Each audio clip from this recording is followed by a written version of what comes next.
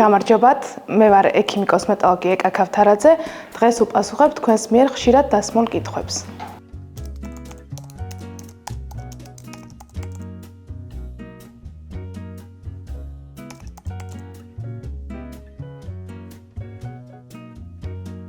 ფილერის გაკეთება აბსოლუტურად უსაფრთხო პროცედურაა.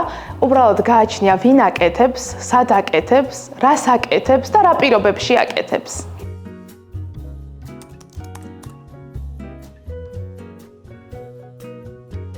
ყველაზე ხშირად ფილერი გამოიყენება დაკარგული მოცულობის აღსადგენად, კონტურინგის გამოსაკვეთად, ტოპ ზონებია ტუჩი, ნაზოლაბიარული ნაოჭი, ნიკაპი და ყვრიმანები.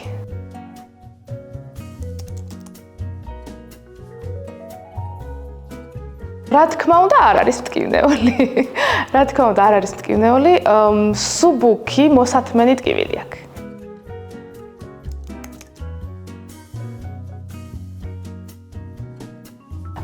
შედეგი პროცედურის დამთავრებისთანავე ჩანს.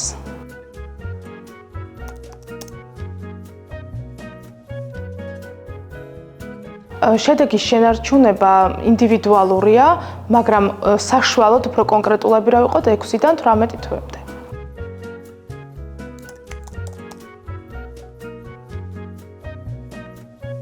პროცედურის შემდგომ, რა თქმა უნდა, არის შეშუპებაც და სილურჯეც, რომელიც მარტივად გადის.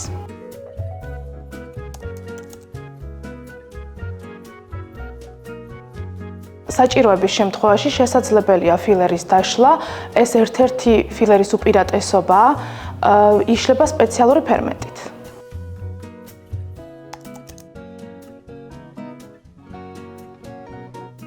ყველაზე ოპტიმალური ასაკი ჩემი აზრით 18 წელია, იურიდიულად და სამედიცინო თვალსაზრისითაც ყველაზე ოპტიმალური მაინც 18 წელი მგონია მე პირადად.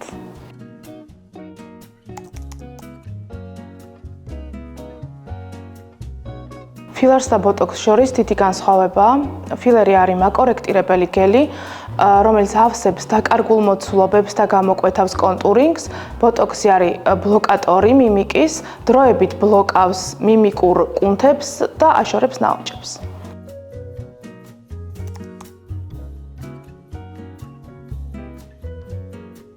ფილერი არ უნდა გაიკეთოს ორსულობა ლაქტაციის პერიოდში პაციენტებმა, არ უნდა გაიკეთოს მწვავე ინფექციური დაავადებების დროს, მწვავე ალერგიების დროს, არ უნდა გაიკეთოს ონკოლოგიურმა პაციენტებმა, არ უნდა გაიკეთოს მძიმე სისხლის შედედების დარღვევით ფაქტორით პაციენტებმა.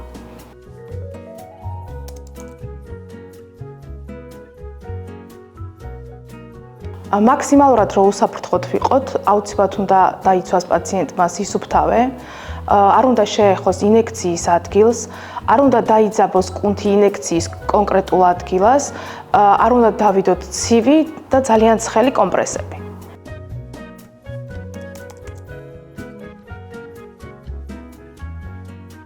ფილერის რაოდენობა აბსოლუტურად ინდივიდუალურად ირჩევა, რა თქმა უნდა. უბრალოდ მნიშვნელობა აქვს პაციენტის ანატომიას, ფიზიკურ მაჩვენებლებს და მიზნობრიობას. ძალიან მნიშვნელოვანია მიზნობრიობა. რა მიზანი გვაქვს, რისი აღდგენა გვინდა, რისი შევსება გვინდა.